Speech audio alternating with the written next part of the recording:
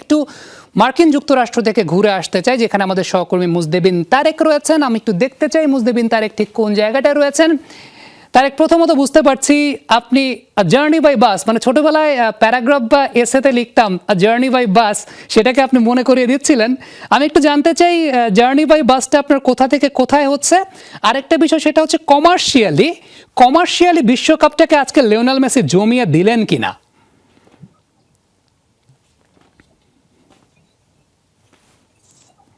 আমি প্রথমে বলতে চাই, সত্যি একটু জানাতে চাই, আমরা কিন্তু কানসাস সিটি থেকে আর্জেন্টিনার পরবর্তী ম্যাচ যেখানে সেই শহর ডালাসে যাচ্ছি, এবং এখান থেকে বাসে প্রায় 12 ঘন্টার জার্নি।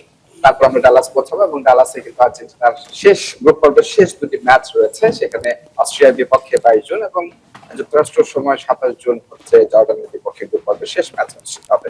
এবং আর্জেন্টিনা লিওনেল মেসি যেভাবে বিশ্বকাপটা শুরু করেছেন, আর্জেন্টিনার খবর বা আর্জেন্টিনার ভক্তদের সেই খবর জানানোর জন্য কিন্তু যমুনা টেলিভিশনের এখন গন্তব্য হচ্ছে সেই ডালাসের দিকে, এবং ডালাস পৌঁছে আর্জেন্টিনার ফ্যান এবং আর্জেন্টিনার দলের সব খবর আমরা যমুনা টেলিভিশনের দর্শকদেরকে জানানোর চেষ্টা করবো।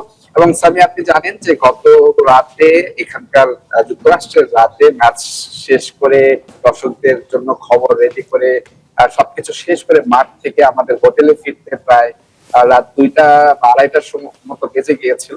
এরপর কিন্তু আমরা ভোর 5টায় আবার বের হয়েছি, মানে আমরা একদম একটা রাত পার করেছি। এখন আমরা যাচ্ছি ডালাসের দিকে। আর লিওনেল মেসির কথা যেটি বললেন, যে একটা বিশ্বকাপের উন্মাদনা তৈরি করার জন্য মেসির মতো একজন ফুটবলারই যথেষ্ট। আপনি দেখেন বিশ্বকাপটা যেভাবে শুরু হয়েছিল, আর আগের অংশটা বাদ দিলে শুধুমাত্র যদি আমরা লিওনেল মেসির অংশটা হিসেব করি, তার হ্যাটট্রিকটা হিসেব করি, বিশ্বকাপ কিন্তু জমে গেছে। আমার পাশে সিটে আছেন একজন মেক্সিকান, তিনি মেক্সিকোর মন্তেরো শহর থেকে এসেছেন কানসাস সিটিতে শুধুমাত্র লিওনেল মেসির ম্যাচ দেখার জন্য, এবং লম্বা যাত্রাপথ কিন্তু তার। এখান থেকে 12 ঘন্টা ডালাস থেকে তার আরো 12 ঘন্টা যাত্রাপথ হচ্ছে মন্তেরো। কিন্তু তার সাথে কথা হচ্ছিল, সে কিন্তু বলছিল যে আমার পয়সা উসুল, আমি যে পরিশ্রম করেছি, যে কষ্ট করেছি, সেটি কিন্তু উসুল, এবং তৃপ্ত মন নিয়ে সে কিন্তু মেক্সিকো যাচ্ছে। তো বিশ্বকাপের উন্মাদনাটা ঠিক একই ভাবে পৌঁছে গেছে যুক্তরাষ্ট্রের প্রায় প্রতিটি প্রান্ত এবং মানুষের মধ্যে। এবং কমার্শিয়ালি যে বিষয়টা লিওনেল মেসি বড় ব্র্যান্ড, বড় বিজ্ঞাপন, দর্শক টানতে এবং ফুটবলের যে উন্মাদনা ছড়িয়ে দিতে ফিফার হাতে এর চেয়ে বড় কোনো অস্ত্র আর হতে পারে না।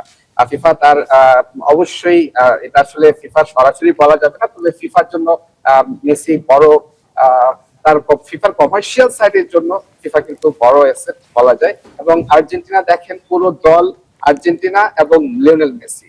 ম্যাচ আর্জেন্টিনা খেলেছে, কিন্তু লিওনেল মেসি হ্যাটট্রিক করেছেন, 3 গোল করেছেন, 3 গোলই কিন্তু আর্জেন্টিনা 3 গোলের ব্যবধানে জিতেছে। তো সব জায়গায় এই যে ব্র্যান্ডিং, মেসি হ্যাটট্রিক করেছে, দূর থেকে মানুষ আসছে খেলা দেখার জন্য। কালকে আমরা ম্যাচ শেষে অনেক রিয়াকশন নিচ্ছিলাম, এক একজন এসেছেন সেই ভার্জিনিয়া থেকে, মিশিগান থেকে, কেউ 15 ঘন্টা ড্রাইভ করে এসেছে, 11 ড্রাইভ করে এসেছেন। এরা সবাই কিন্তু মেসির খেলা দেখতে এসেছেন। মেসি কিন্তু সমর্থক টানছেন মাঠে।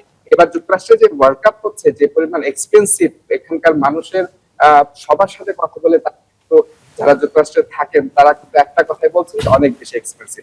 তারপরও শুধুমাত্র মেসির খেলা দেখার জন্য 15 ঘন্টা ড্রাইভ করে বা 11 ঘন্টা ড্রাইভ করে তারা কিন্তু আসছেন। কেউ কানাডা টরন্টো থেকে ফ্লাইটে আসছেন, সবাইকে টানছেন কিন্তু মেসি। অবশ্যই কমার্শিয়াল সাইড বিবেচনা করলে মেসি এই মুহূর্তে একটা বিশ্বকাপ উন্মাদনার জন্য মেসি বা রোনালদো, নেইমার, এদের আসলে বিকল্প খুঁজে পাওয়া খুব দুষ্কর।